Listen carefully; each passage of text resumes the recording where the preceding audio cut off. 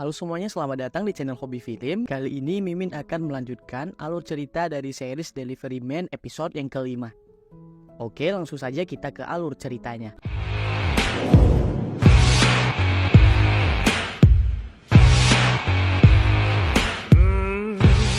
Cerita dimulai dengan Yongmin yang putar balik dan tak membawa Ji-hyun ke tempat Shin-woo menunggu.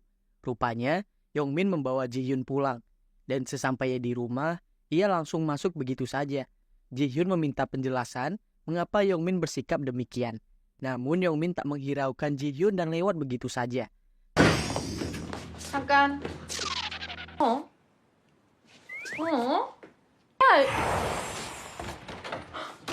Ji-hyun terus mendesak Yongmin mengatakan alasan tak mengantarnya ke tempat Shin-woo.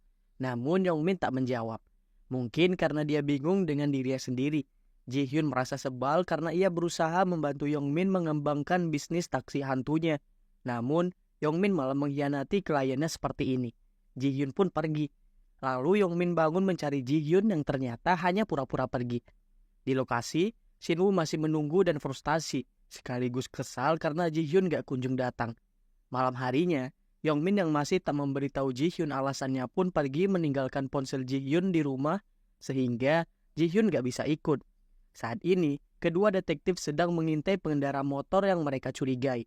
Setelah menunggu lama, pengendara motor itu muncul lalu mendatangi sebuah mobil dan menyerahkan sesuatu pada sopir mobil itu, yang ternyata adalah detektif swasta.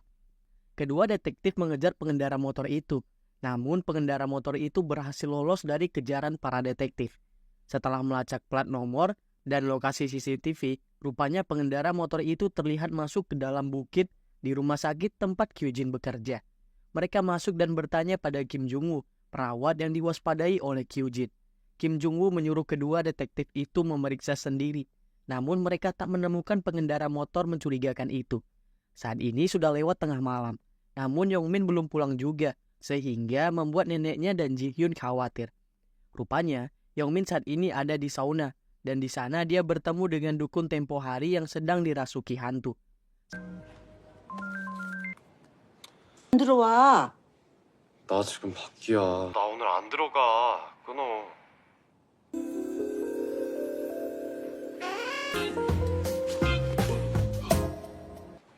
꽃돌이요? 뭐야?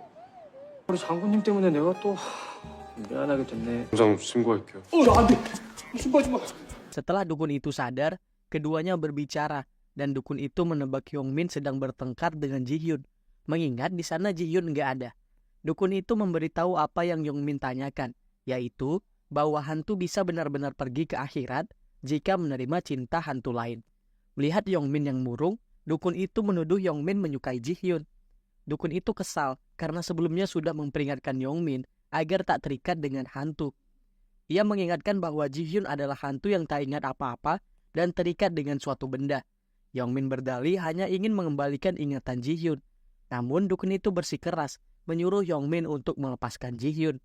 Di sebuah restoran, detektif Ji Chang-suk dan Tae-woo sedang berbicara dengan ayah Ji-hyun alias Kang Hyung-soo.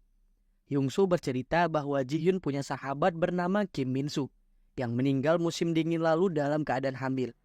Ia mengenal baik Kim Min-soo dan menganggap putrinya sendiri. Ia yakin itu adalah kecelakaan, namun Ji-hyun mengira itu adalah pembunuhan. Rupanya, Ji-hyun adalah seorang polisi dan menyelidiki kasus itu yang sepertinya terjadi di rumah sakit. Kang Hyung-soo mengklaim sudah memperingatkan Ji-hyun untuk berhenti menyelidiki kasus itu. Namun Ji-hyun menolak karena ia curiga dengan UGD di rumah sakit tempat Kyujin bekerja. Ji-hyun curiga dengan tingkat kematian yang besar di UGD itu yang terus meningkat berkali-kali lipat dari tahun-tahun sebelumnya. Ji-hyun menilai Kim Min-soo sebelumnya baik-baik saja, namun malah meninggal setelah meninggalkan UGD itu. Kang Hyung-soo memperingatkan bahwa selama ini Ji-hyun menyelidiki secara gegabah, sehingga bisa membuat penilaian yang bisa menghancurkan hidup seseorang. Contohnya suami Kim Min-soo. Kang Hyung-soo memberitahu bahwa suami Kim Min-soo ditangkap karena membuat keributan di UGD saat memegang pisau setelah mendengar analisa Ji-hyun. Ia memberitahu bahwa Kim Min-soo mengidap asma sehingga dibawa ke sana dan saat dipulangkan Kim Min-soo pingsan di jalan karena terkena serangan jantung yang penyebabnya tidak diketahui. Namun Ji-hyun menyangkal semua itu dan sedih karena Kim Min Soo akhirnya hamil setelah 5 tahun menikah, namun dia meninggal. 너 아직도 이거 조사하고 있어? 당장 그만둬. 이거 대운병원 응급실 사망 환자 차트야. 멀쩡하던 애가 응급실에서 나와서 갑자기 죽었어. 근데 네 판단이 멀쩡한 사람 망칠 수 있다는 걸 알아야 면 응급실에서 칼 들고 행패 부리다가 했다고? 민서는 천식 때문에 호흡곤란이 와서 퇴원 후 길에서 쓰러졌잖아. 원인을 알 수 없는 심정지. 아빠가 이렇게 부탁할게. 응? Shin berpindah di rumah Yongmin. Nenek Yongmin khawatir pada Yongmin karena cucunya itu belum pulang-pulang. Ia menelpon Sori, sahabat dekat Yongmin yang kerja di UGD tempat Kyujin bekerja. Rupanya, saat ini Yongmin sedang bersama Sori. Jihyun begitu kesal pada Yongmin karena sibuk berkencan. Saat ini, Yongmin sedang mengantar Sori bekerja. Rupanya, Sori begitu menyukai Kyujin karena pria itu tampan dan hebat sebagai dokter. Setelah itu, Yongmin teringat dengan ponsel Jihyun dan khawatir baterainya habis. Ia pun buru-buru pulang. Dan di rumah, Jihyun sudah menunggu dengan ekspresi kesal. Jihyun menuduh Yongmin asik berkencan. Namun Yongmin menyangkal bahwa dirinya dan Sori hanya berteman. Yongmin tak menghiraukan ocehan Jihyun dan mencarger ponsel Jihyun. Lalu, ia menuduh Jihyun cemburu. Jihyun membantahnya sambil salah tingkah dan berdalih beralasan jika ponselnya mati, dia akan kembali ke dunia itu lagi. Yongmin meminta maaf atas keteledorannya dan mengajak Jihyun menemui Shinwoo. 나가. 저기요, 근데 여기 제 방인데. 프리 씨랑 데이트는 잘 하셨어요? 우리 그냥 친구거든요. 지금 질투해요? 이렇게 해놓고 며칠을 안 들어왔는데 내가 안 해요. 일부러 그런 거 아니에요. Saat tiba di lokasi, Yongmin memberikan pakaian dan sepatu pada Jihyun. Yongmin meminta maaf pada Shinwoo yang kesal pada dirinya. Yang mana, Shinwoo menilai bahwa Yongmin selalu menghalangi dirinya bersama Jihyun. Yongmin beralasan melakukan semua itu karena takut Jihyun menghilang. Dan Shinwoo meminta pada Yongmin agar menunggu di luar dan membiarkan dirinya menyatakan cinta pada Jihyun. Yongmin menyanggupi hal itu dan menunggu di luar lalu menelpon Seokjin. Sementara itu, Shinwoo akhirnya menembak Jihyun dan mengajak pergi ke akhirat bersama. Yongmin membenarkan tuduhan Seokjin bahwa dirinya sedang jatuh cinta pada seorang wanita. Namun, wanita itu tak menginginkannya dan akan pergi jauh. Seokjin menganggap Yongmin begitu lugu dan menyuruh Yongmin mengejar cintanya. Jihyun berterima kasih atas semua perlakuan baik Shinwoo padanya yang kehilangan ingatan. Namun, ia menolak Shinwoo karena yakin akan menemukan ingatan itu jika bersama Yongmin. Shinwoo curiga Jihyun menyukai Yongmin, namun Jihyun membantahnya. Ia memperingatkan tak akan ada masa depan antara hantu dan manusia. Shinwoo menerima fakta Jihyun menolak cintanya. Namun meski begitu, impiannya berkencan dengan cinta pertamanya terwujud, sehingga bisa pergi dengan tenang. Yongmin yang tak ingin Jihyun menghilang pun, buru-buru menyusul kedua hantu itu. Dan Shinwoo pun berterima kasih pada Yongmin atas semuanya, lalu pergi ke akhirat. Yongmin panik dan mengira Jihyun akan menghilang bersama Shinwoo, sampai membuat Jihyun heran melihat tingkah Yongmin.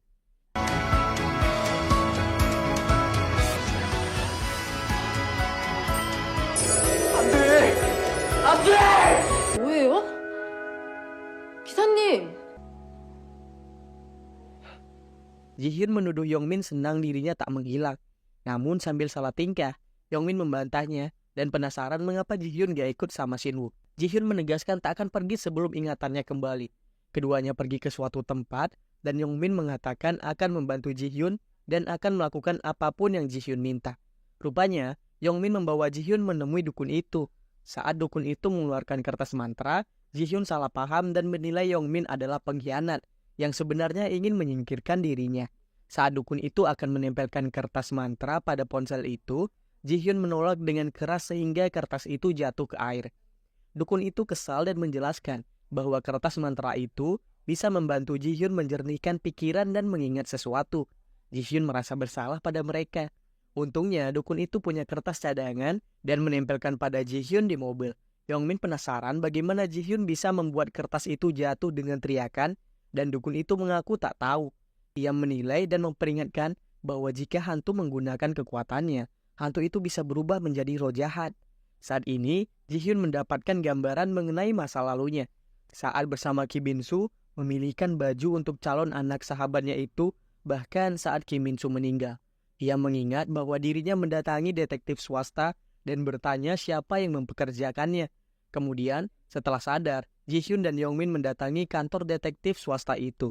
Namun di sana tak ada orang. Melihat Ji-hyun yang murung, Yong-min bertekad akan menemukan detektif ini kemanapun. Seketika Ji-hyun senang dengan hal itu. Di dalam mobil, Ji-hyun mengira dirinya adalah polisi dan curiga dirinya mati karena berkaitan dengan kejahatan. Yong-min memberitahu bahwa mulai sekarang Ji-hyun akan mengingat sesuatu berkat dukun itu. Setelah itu ada anak kecil yang masuk ke dalam taksi dan keduanya terkejut bahwa anak itu bisa melihat Ji-hyun. Anak itu bernama Ha-jun yang hanya bisa melihat hantu baik. Ha-jun yang tahu Yong-min bisa mengabulkan permintaan, meminta tolong untuk mencarikan kakaknya yang bernama Ha-yul. Ha-jun bercerita bahwa polisi menduga kakaknya kabur. Namun ia yakin kakaknya tak akan pernah melakukan hal itu. Ia memohon pada Yong-min dan Yong-min mengantar Ha-jun pulang. Rupanya dia hanya hidup dengan nenek dan kakaknya. Ji-hyun melihat-lihat kamar Ha-yul dan rupanya Ha-yul adalah anak yang pintar dan juara di sekolahnya. Tak pernah aneh-aneh dan baik dengan Ha-jun maupun neneknya. Di rumah Yong-min ada pihak bank yang datang untuk menagih hutang. Nenek pun langsung menelpon Yong-min dan Yong-min pamit pada Ji-hyun untuk pulang. Ha-jun terus memohon pada Yong-min untuk membantunya, begitu juga Ji-hyun.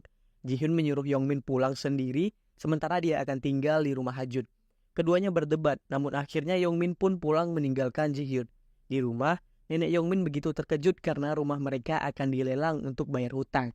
Ia merasa bersalah karena tak tahu apapun, sehingga membuat Yong-min kerja keras pagi sampai malam untuk melunasi hutang itu.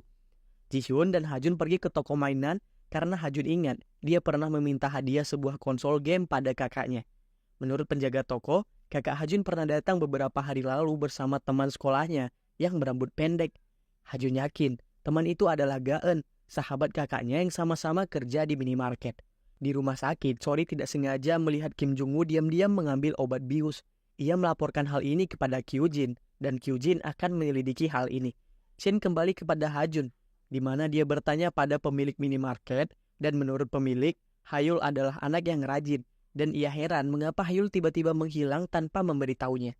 Ia juga memberitahu bahwa ia memecat Ga-eun karena menyelundupkan alkohol dan rokok. Ga-eun sempat bilang bahwa rumahnya akan kosong karena orang tuanya akan bepergian. Lalu menelpon Ga-eun namun Ga-eun tak menjawabnya. 잘했었죠? 응? 왜죠? 무슨 일로 가은 누나가 네, 요즘 애들 영악하더라고. 술, 담배 못 사니까 장 치우겠지. 술, 담배 빼돌리. 모습을 직접 목격했습니까? 사생활보호법 위반입니다. 위반입니다. 그만두기 전 한 말은 없나요? 밤 집이 핀다고. 하이를 보고 놀러 오라고. 당장 가은 누나 전화번호 부르세요. 취조당한 기분이 들지. 요즘 애들 무서워서.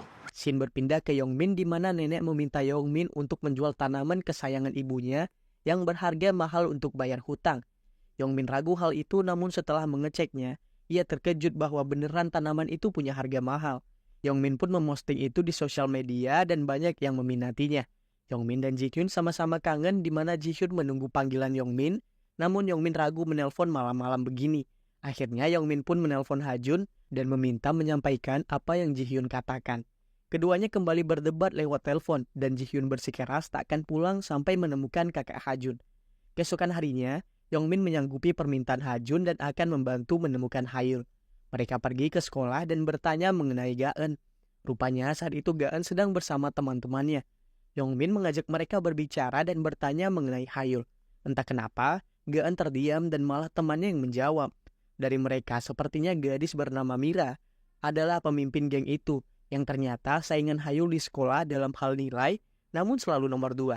Yong-min menyampaikan penyelidikan polisi bahwa terakhir Ha-yul terlihat saat bersama mereka. Mereka pun terdiam seperti menyembunyikan sesuatu dan membantahnya karena tak tahu apapun. Mereka memberitahu rumor mengenai Ha-yul yang bergaul dengan om-om dan menunjukkan bukti foto saat Ha-yul bersama pria. Ji-hyun curiga dengan Ga-eun karena ekspresi gadis itu begitu aneh.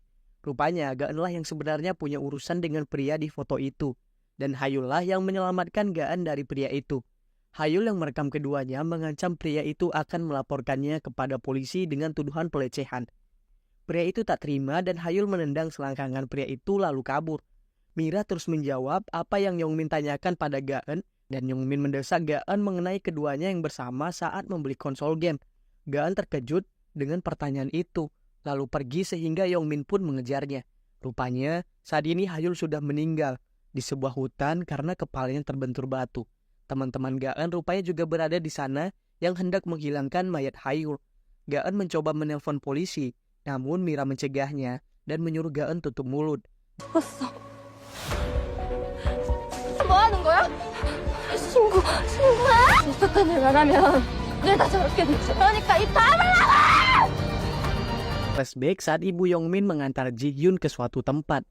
Setelah Ji-hyun membayarnya dengan kartu kreditnya, ia hendak mengunci rambutnya, namun tak menemukan ikat rambut di tasnya.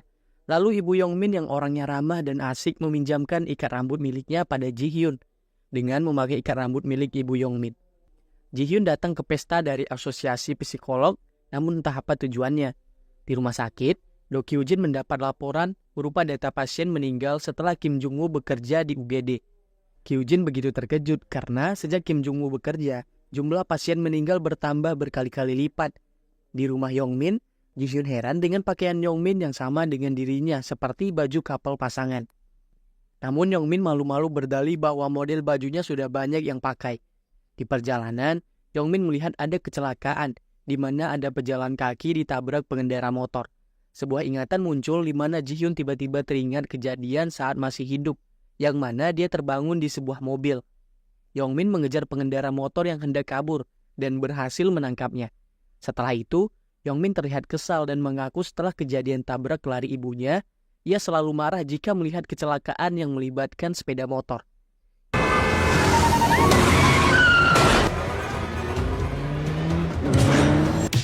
괜찮으세요?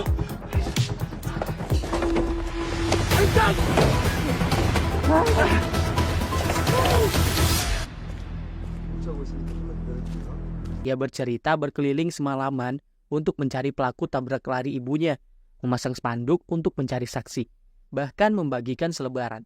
Ia melakukan itu semua sampai-sampai melupakan penyakit diabetes neneknya. Ia butuh uang untuk mengobati neneknya, karena itu ia butuh pekerjaan. Karena belum punya pekerjaan dan tak ingin menjual taksi milik ibunya, Yongmin mengemudikan taksi ini untuk mencari uang. Saat ini, geng Mira sedang berkumpul bersama Gaan di sebuah tos serba, dan Ji-hyun ikut nimbrung bersama mereka untuk mengawasi, sementara Yongmin melihat dari jauh. Mira menyuruh Gaan untuk tak membeberkan semua, entah apa itu. Ada seorang gadis pekerja tos serba yang sepertinya satu sekolah dengan mereka. Rupanya, Mira dan gengnya membulinya sambil menyuruh menyelundupkan alkohol dan rokok untuk mereka. Ji-hyun melaporkan hal ini pada Yongmin, dan setelahnya geng itu pulang. Yongmin membuntuti Gaan untuk mencari tahu, dan Mira sepertinya sadar bahwa Yongmin mengikuti Gaan karena familiar dengan taksi milik Yongmin. Yongmin mencegat Gaan dan memintanya untuk masuk ke dalam taksi. Awalnya Gaan menolak, namun saat Hajun memanggilnya dari dalam taksi, dia terkejut dan akhirnya masuk. Sementara itu, Sori sedang istirahat sambil makan bersama rekan-rekannya termasuk Kim Jung-woo. Kim Jung-woo sepertinya punya selera humor yang mengerikan melihat candaannya terkait obat-obatan. Setelah itu, Kyujin mengumpulkan para staf perempuan ke ruangannya. Sementara itu, Kim Jung-woo yang merasa ini kesempatan saat sepi masuk ke dalam ruang obat. Rupanya Kyujin memanggil mereka karena ingin memberikan bonus atas kinerja selama ini. Kim Jung-woo diam-diam mengambil beberapa obat meski tanpa dia sadari ada kamera tersembunyi yang merekam dirinya. 잠이 안 와. 야, 직방인 거 있잖아.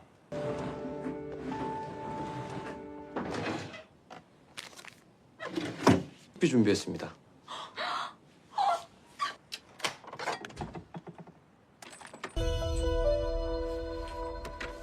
Shin berpindah di dalam taksi Yongmin. Gaan sepertinya masih peduli dengan Hajun dan neneknya. Hajun bercerita neneknya sakit sejak kakaknya menghilang. Hal ini membuat Gaan merasa bersalah, apalagi saat melihat Hajun yang memohon untuk memberitahu di mana keberadaan Hayul kakaknya. Namun ia ditelepon oleh Mira yang melarangnya untuk bicara. Shin berpindah di mana kedua detektif saat ini sedang menyelidiki siapa yang kira-kira berada di UGD saat pengendara motor itu masuk ke sana. Mereka membaca berkas dari Kyujin yang menyebutkan bahwa dia dulu adalah dokter bedah militer selama 5 tahun. Lalu sekarang pindah ke rumah sakit Daehun, dan ternyata mendiang kakeknya adalah pimpinan MH Group. Hal ini membuat Ji Chang-suk heran mengapa Kyujin malah menjadi dokter. Di sebuah taman, Yongmin ada di sana mencari Hayul berada seperti yang Gaan bilang. Namun setiba di sana, dia didatangi 3 pemuda yang membawa tongkat baseball. Sepertinya, Gaan disuruh Mira untuk menjebak Yongmin. Namun karena tak tega, Gaan mencegat mobil patroli yang lewat dan untungnya, mobil itu adalah detektif Ji Chang-suk dan Tae-woo. Yongmin dengan berani melawan mereka, meski kewalahan dan tangannya terluka karena melindungi ponsel Ji-hyun. Ji-hyun ingin membantu, namun dirinya yang seorang hantu tak bisa menyentuh mereka. Kedua detektif itu menyelamatkan Yongmin dan menangkap para pemuda itu. 3대1 정도면 해볼만 하겠는데요.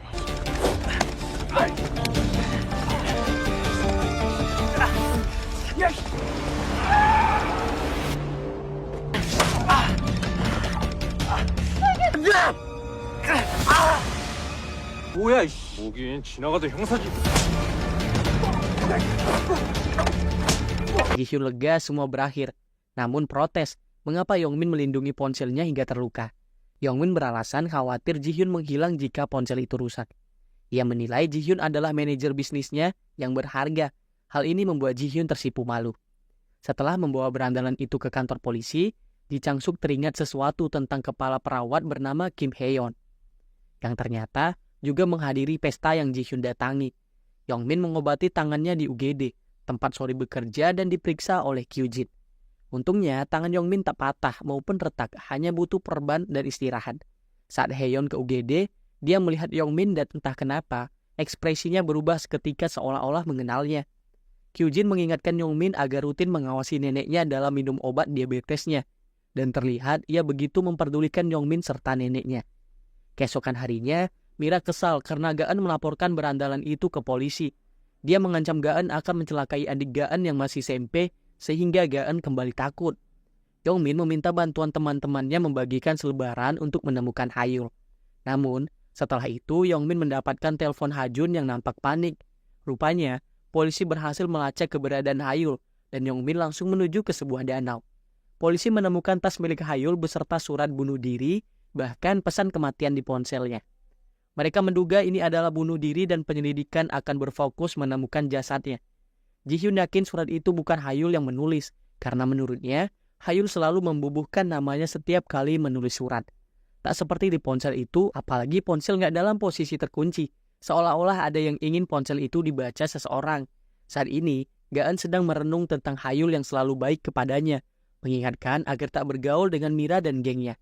Dia ditelepon Hajun mengenai surat bunuh diri yang ditemukan itu. Gaan mendatangi Mira yang sedang membuli temannya, dan Gaan marah menyiram Mira dengan minuman.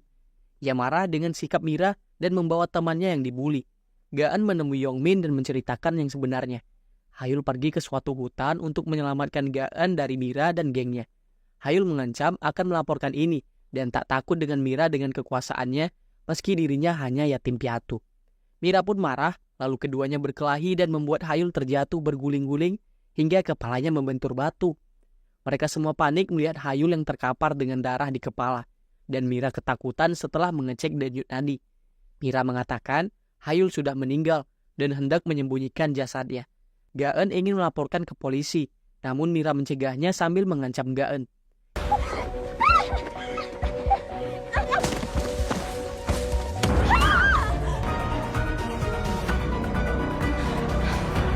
죽었어. 지금 뭐 하는 거야? 오늘 여기서 있었던 일 말하면 니들 다 저렇게 될 줄 알아. 그러니까 입 다물라! Itulah kebenarannya, dan ia meminta bantuan Yongmin untuk menyelamatkan Hayul di hutan itu. Mereka berjalan masuk ke hutan, namun tak kunjung menemukan Hayul. Ji-hyun tak menemukan arwah Hayul dan yakin bahwa Hayul sebenarnya masih hidup. Yongmin tak sengaja tersandung dan hendak jatuh ke jurang. Namun entah bagaimana, Ji-hyun berhasil memegang tangan Yongmin dan menyelamatkannya. Keduanya terkejut dan Ji-hyun berhasil menemukan tubuh Hayul. Yongmin mengecek tubuh Hayul dan sadar bahwa Hayul masih hidup meski tubuh gadis itu sangat dingin. Mereka bergegas membawa Hayul ke rumah sakit Daehun, dan seperti biasa, Kyujin melarang Kim Jung-woo ikut campur dalam pemeriksaan. Bahkan ia memecat Kim Jung-woo saat itu juga, dan memastikan Kim Jung-woo tak akan pernah bekerja lagi di rumah sakit manapun. Setelah itu, Hajun dan neneknya tiba di rumah sakit. Saat ini, Kyujin sedang melakukan CPR pada Hayul yang kehilangan detak jantung. Nenek sebagai wali Hayul dipanggil perawat, namun setelah neneknya pergi, arwah Hayul muncul di hadapan Yongmin dan Hajun. Hayul berterima kasih pada Yongmin karena mempertemukannya dengan Hajun lagi. Ia meminta maaf pada Ha-jun karena tak bisa bersama merayakan ulang tahun Ha-jun. Hayul pun menghilang dan hal ini membuat Ha-jun menangis histeris. Di sisi lain, Hyujin sudah menyerah karena detak jantung Hayul tak kunjung kembali. Setelah pasrah, keajaiban pun muncul karena detak jantung Hayul kembali muncul alias hidup kembali.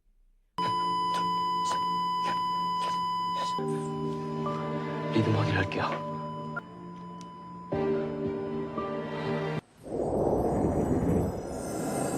감사합니다. 아니었음 우리 하준이 다시 못 봤을.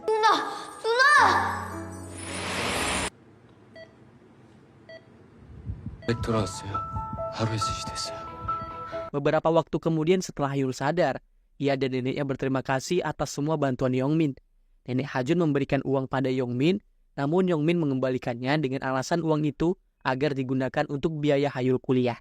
Setelah itu, Ga-eun pun datang menjenguk Hayul dan membawakan makanan kesukaan Hayul, sehingga hubungan mereka kembali seperti dulu. Para staf menggosipkan Kim Jung-woo yang dipecat karena ketahuan mencuri obat penenang melalui kamera tersembunyi. Kang Suk menelpon ayah Ji-hyun dan bertanya apakah Ji-hyun masih berhubungan dengan salah satu perawat di rumah sakit Daehoon. Ia sedikit mencurigai perawat di sana. Kang Hyung-soo memberitahu bahwa Ji-hyun punya teman minum baru di rumah sakit itu, namun tak tahu siapa. Entah kenapa, Kang Hyung-soo menyebut nama Kim Jung-woo dan memberitahu bahwa Kim Jung-woo mungkin perlu dicurigai. Kedua detektif itu heran mengapa Kim Jung-woo disebut. Di ruangan Kyujin, Kim Jung-woo mendatanginya karena protes Kyujin melaporkan dirinya.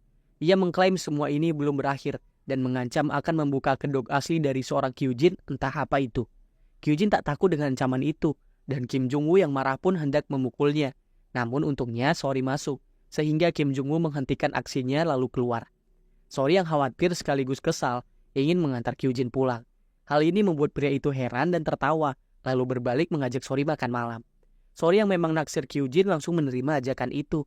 Rupanya, Ha-jun membagikan cerita berupa surat mengenai Yongmin di radio yang membantu menemukan kakaknya. Ia amat berterima kasih pada Yongmin dan juga sopir-sopir taksi teman yang membantunya. Nenek Yongmin yang ikut mendengarnya pun ikut bahagia dan bangga. Begitu juga Yongmin dan Ji-hyun yang tak menyangka Ha-jun membicarakan dirinya di radio. Ji-hyun bangga dengan Yongmin yang membawakan kebahagiaan pada orang lain melalui taksi itu. Ia penasaran, apa keinginan dari seorang Yongmin mengingat pria itu membantu para hantu. Yongmin mendekatkan wajahnya dan tersenyum, lalu berbalik bertanya apa keinginan Ji-hyun. Yongmin mengabulkan keinginan Ji-hyun, mulai dari punya kamar sendiri, menata kamar, menata kursi taksi yang diduduki Ji-hyun, hingga memberi pengharum mobil kesukaan Ji-hyun. Keduanya nampak menikmati kebersamaan hingga Ji-hyun teringat dengan perkataan Shin-woo yang menyebutkan bahwa seorang hantu seperti Ji-hyun tak boleh mencintai manusia. Ji-hyun seketika tersadar dari kebahagiaan sesaat itu dan bertanya apa keinginan Yongmin. Yongmin berkata, keinginannya adalah pergi ke Gunung Nam dengan pacarnya dan menggantungkan gembok bersama. Yongmin berkata saat ini ia ingin ke sana bersama Ji-hyun dan Ji-hyun tertawa mendengarnya sambil menuduh Yongmin menyukai dirinya. Tanpa ragu, Yongmin mengaku bahwa ia menyukai Ji-hyun. Namun seketika, Ji-hyun menolak karena Yongmin tak boleh menyukai dirinya. Malam harinya Yongmin meyakinkan perasaannya pada Ji-hyun. Namun Ji-hyun menilai itu hanya perasaan sesaat karena keduanya selalu bersama. Ia menegaskan keduanya berbeda, yakni Yongmin adalah manusia, sedangkan dirinya hantu yang tak bisa bersama-sama. Ji-hyun memberitahu bahwa tak akan ada kebahagiaan ataupun masa depan jika Yongmin menyukai dirinya. Ia bahkan menyuruh Yongmin untuk tak bersikap baik padanya mulai sekarang. Yongmin tak peduli dan mendekatkan dirinya pada Ji-hyun lalu bertanya, apa Ji-hyun berdebar-debar ketika dekat dengannya. Setelah itu, Ji-hyun menuruti permintaan Yongmin pergi ke Gunung Nam dan menyuruh Yongmin memanggilnya Kak Ji-hyun mulai sekarang, mengingat dirinya lebih tua dari Yongmin. Yongmin menolak karena ia tak ingin bersikap formal pada orang yang dia sukai.